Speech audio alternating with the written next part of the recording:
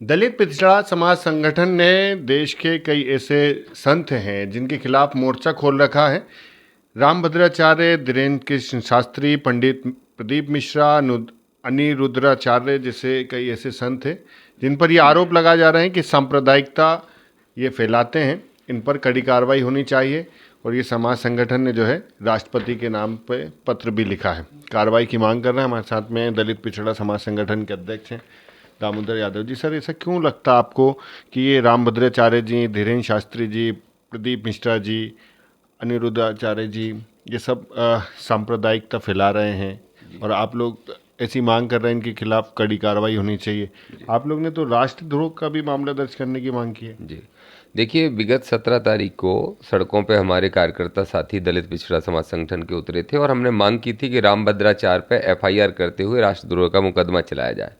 Rambhadracharya social media और news चैनलों के माध्यम से और जो वो कथाएं वथाएं करते हैं उनके माध्यम से हमेशा भारतीय संविधान को नकारते हुए बाबा साहब का अपमान करते हैं। जाति के अंदर जातियों का को श्रेष्ठ और कनिष्ठ दिखा के देश के ताने बाने को बिगाड़ने की कोशिश कर रहे हैं। ऊपर से बोलते हैं नरेंद्र मोदी उनके दोस्त हैं। दूसरा, जो उनके शिष्य हैं धीरेन्द्र शास्त्री, वो मंच से चिल्ला चिल्ला के हजारों के बीच में अपनी कथा के माध्यम से इस देश के अल्पसंख्यकों को कोसते हुए ये कहते हैं कि इस देश को हिंदू राष्ट्र बना देना चाहिए, जो कि संविधान के खिलाफ है। अनिरुद्धाचार्य की अगर बात करें तो वो चीफ जस्टिस ऑफ इंडिया की छाती फाड़ने की बात कर रहा है। अगर हम बात करें ये यहाँ के सीहोर वाले जो एक और हैं, क्या नाम है उनका, प्रदीप मिश्रा, तो वो कहते हैं कि बेलपत्र चढ़ा के आ जाओ, बच्चों को पढ़ने की जरूरत नहीं, उनके बच्चे पास हो जाएंगे। तो वो अंधविश्वास फैलाने का काम कर रहे हैं। एक और कोई देवकी नंदन ठाकुर डाकुर टाइप का कोई प्राणी, पता नहीं कौन, अभी नए आ गए हैं, वो कह रहे हैं कि इस देश का राष्ट्रपति का पद शंकराचार्य के लिए आरक्षित ही कर देना चाहिए, हमेशा हिंदू धर्म का शंकराचार्य राष्ट्रपति बने। ये सारे के सारे लोग कथाओं के माध्यम से इस देश के 100 करोड़ उन सनातनियों को भ्रमित कर रहे हैं, उनके अंदर जहर फैलाने का काम कर रहे हैं, जो हिंदू धर्म के नाम से, सनातन धर्म के नाम से, भगवानों के नाम से इनको बड़ी आस्था से सुनते हैं। इनका हिडन एजेंडा है कि हम एक पार्टी, एक विचारधारा को, एक जाति को श्रेष्ठ बनाने के लिए काम करेंगे।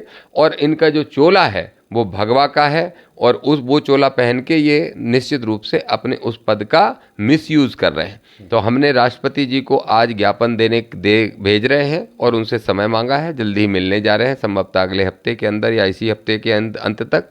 और हमारा प्रतिनिधि मंडल दलित पिछड़ा समाज संगठन का मिलकर ये मांग कर रहा है कि पहली चीज तो इनकी कथाओं पर तत्काल रोक लगाई जाए।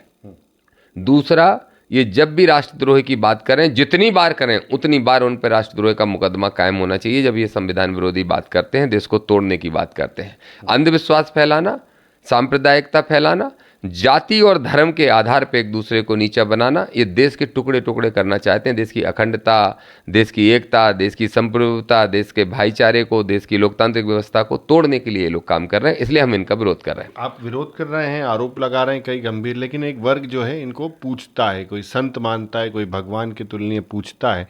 ऐसे में आप जो गंभीर आरोप लगा रहे हैं, नहीं लगता कि जो लोग बैठ के उनकी कथा को सुनते हैं बड़े ध्यान से, कुछ लोग जो उनको पूछते हैं, उनकी आस्था को भी तो ठेस पहुंच रही होगी? देखिए, होता यह है कि जब हवा एक तरफ ही बहती जाती है तो कोई भी तरह की गंध सुगंध फैली हो वो उसी तरफ बहने लगती है।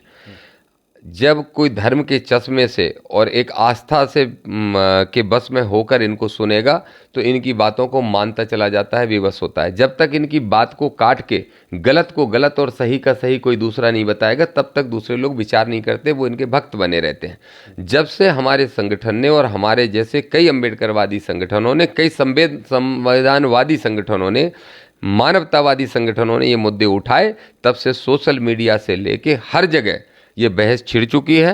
और अब ये सारे लोग जो अपनी दुकानें खोल के बैठे हैं धर्म के नाम पे, या तो इनको सुधरना होगा या फिर इनको अपनी असली जगह जेल जाना होगा। ये हमारी लड़ाई है, ये देश संविधान से चलेगा। इसलिए हमें मालूम है कि प्रदेश की सरकारें हों, राज्यों की या केंद्र की सरकार हो, उनका संरक्षण इनको प्राप्त है और उनका संरक्षण है, इसलिए इनके खिलाफ एफआईआर नहीं हो पाती। इसलिए हमने महामहिम राष्ट्रपति के यहाँ गुहार लगाई है और मुझे पूरी उम्मीद है, क्योंकि वो स्वयं हैं तो वो देश की राष्ट्रपति, लेकिन वो स्वयं एक आरक्षित वर्ग से आती हैं। उन्होंने वो पीड़ा को झेला है उनको भी राम मंदिर जो बना गया वहाँ पे अयोध्या में, वहाँ उनको नहीं बुलाया गया था। वो खुद इस पीड़ा को जानती हैं। वो इस पीड़ा को भी जानती हैं कि महिला होने के बाद भी समाज में संघर्ष करके बराबरी के स्थान पर को प्राप्त करना काफ़ी मुश्किल काम होता है, और उन्हीं महिलाओं को ये दोयम दर्जे का बताना चाहते हैं। उन अल्पसंख्यक भाइयों को भी ये दोयम दर्जे का बताना चाहते हैं जिनकी इस देश की आज़ादी में बराबरी का संघर्ष, लड़ाई आज़ाद कराने से लेके इस देश को बनाने में बराबरी का संघर्ष है। तो इसलिए मैं उनसे अपील कर रहे हैं, हमारे संगठन के लोग, और अगर उसके बाद भी सुनवाई नहीं होगी तो फिर हम दिल्ली में बैठेंगे, हजारों लोगों को इकट्ठा करके दिल्ली में बैठेंगे और आंदोलन निरंतर चलाएंगे। मतलब ये दिल्ली में डेरा डालने वाले हैं कार्रवाई की? निश्चित रूप से पहले हमें राष्ट्रपति महोदया से पूरी उम्मीद है कि वो हमारी मदद करेंगे, और हमारी क्या, देश को बचाने की, देश की एकता को बचाने की और भारतीय संविधान को बचाने के लिए जो उनको कदम उठाना चाहिए वो उठाएंगे। राज्य सरकार और केंद्र की सरकार को निर्देशित कर इनके खिलाफ कार्रवाई कराएंगे और तत्काल प्रभाव से इनकी कथावचन बंद कराएंगे। तो बिल्कुल, ये दामोदर यादव हैं, दलित पिछड़ा समाज संगठन के अध्यक्ष हैं। मोर्चा खोले हुए हैं कि जो ऐसे संत हैं जो सांप्रदायिक सद्भाव को बिगाड़ रहे हैं, भारत में जो अनेकता में एकता के लिए जाना जाता है उसको बिगाड़ रहे हैं, ऐसे संतों के खिलाफ कार्रवाई होनी चाहिए।